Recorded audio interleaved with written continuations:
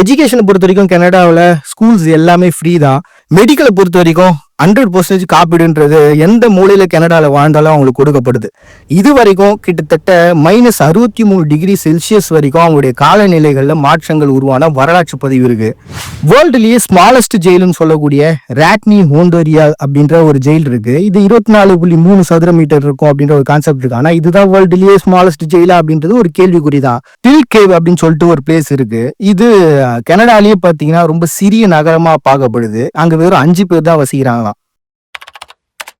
இன்னோவேஷன்ஸை பொறுத்த வரைக்கும் 1921 இன்சுலின் கண்டுபிடிக்கிறாங்க. டாக்டர் ஃப்ரெட்ரிக் ஃபேண்டிங், சார்லஸ் பெஸ்ட் அப்படின்றவங்க சேர்ந்து கண்டுபிடிச்சது. இன்னைக்கு உலகம் முழுக்க ரொம்ப முக்கியமான மெடிக்கல்ல மருந்தா யூஸ் பண்ணிக்கிட்டு தான் இருக்கிறாங்க. 1816 அலெக்சாண்டர் கிராம்பால் கண்டுபிடிச்ச டெலிஃபோனு, ஆர்தர் ஹேவ்லோ, சார்லஸ் ஹார்ட்வான் அப்படின்றவங்க லேசர் தொழில்நுட்பத்தை கண்டுபிடிச்சிருக்காங்க.